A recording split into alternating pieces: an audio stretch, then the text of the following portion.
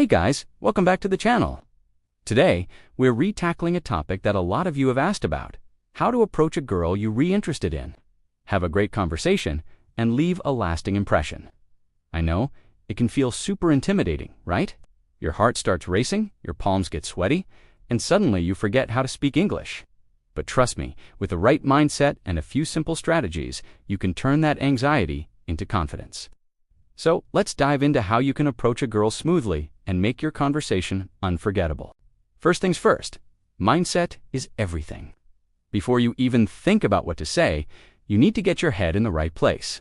Stop thinking of it as a high-stakes mission where you either succeed or fail. Reframe it.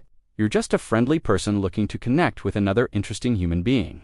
That's it. The goal isn't to get her number or a date in the first 30 seconds. The goal is simply to have a pleasant, positive interaction.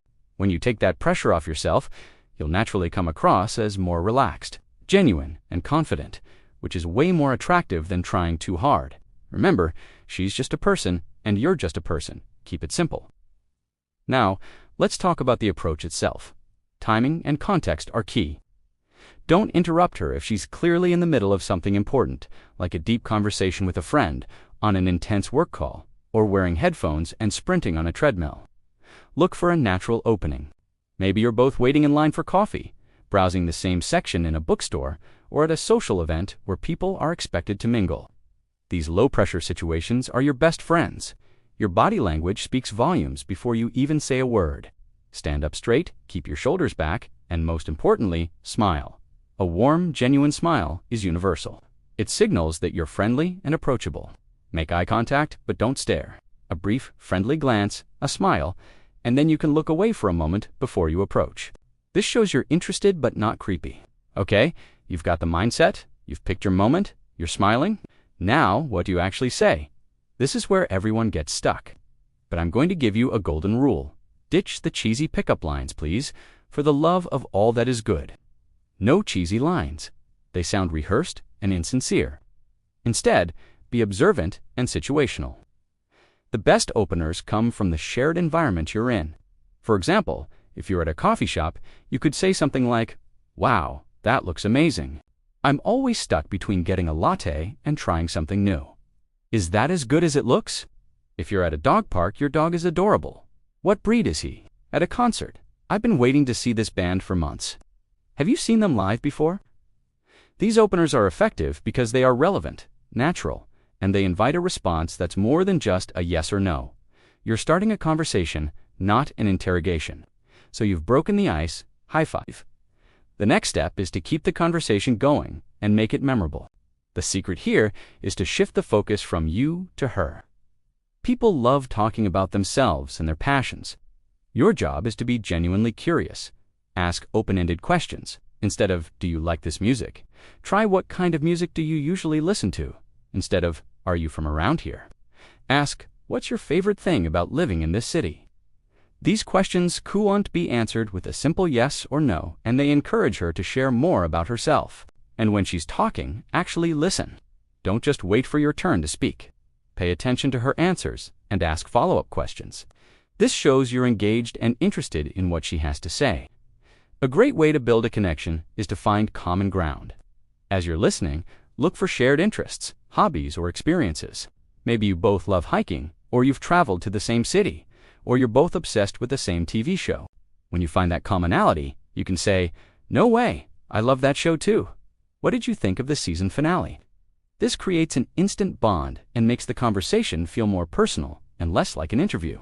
And don't be afraid to share a little about yourself too. A conversation is a two-way street. If she asks you a question, answer it, and then gently guide the conversation back to her or to a shared topic. The ideal ratio is about 70% her talking and 30% you talking. Now, let's talk about humor. Making a girl laugh is one of the most powerful ways to create a connection. But you don't have to be a professional stand-up comedian. The best humor is often light, playful, and self-deprecating in a confident way. Don't try to force jokes. Let the humor arise naturally from the conversation. Maybe you can gently poke fun at the situation you're in, like the incredibly long line you're both stuck in, or share a short, funny story related to what you're talking about. The key is to keep it light and positive. Avoid sarcastic or negative humor, especially when you've just met someone, as it can be easily misunderstood. A good laugh can instantly break down barriers and make the whole interaction feel fun and enjoyable. As the conversation flows, pay attention to her signals. Is she smiling, making eye contact, and actively participating in the conversation? These are great signs. Is she giving one-word answers, looking around the room, or slowly inching away? These might be signs that she's not interested or is ready to move on. And that's okay. This is super important. Learning to read social cues and respecting them is a sign of emotional intelligence and maturity. If you sense she's not feeling it, don't force it. The goal is a positive interaction. Remember, pushing someone who isn't interested is the opposite of positive. So, how do you wrap it up smoothly? You want to end the conversation on a high note, leaving her with a good impression and wanting more. Don't let the conversation die a slow, awkward death. When you feel a natural peak in the conversation, that's your cue to make an exit. You can say something like, "Well, I should probably get going, but it was really great talking to you. You've totally convinced me to try that new drink next time." This shows you respect her time and your own, and it frames the interaction in a positive light. And now, for the big moment, asking for her number or a way to connect. If the vibe was good and you genuinely feel a connection, be direct and confident. After you've said you have to go, you can add, "I'd love to continue this conversation sometime. Would you be open to grabbing a coffee next week? Or I really enjoyed chatting with you. Would it be okay if I got your number?" Notice the wording. It's polite and gives her an easy out if she's not interested. If she says yes, great. Put her number in your phone, smile and say, "Awesome, I'll text you." "It was great meeting you, Sarah." Using her name shows you were paying attention. If she says no or seems hesitant, be cool about it. A simple "no worries at all. It was still really nice to meet you. Have a great day" shows immense confidence and respect. Seriously, how you handle rejection says more about your character than how you handle success. A graceful exit will leave a better impression than a pushy one.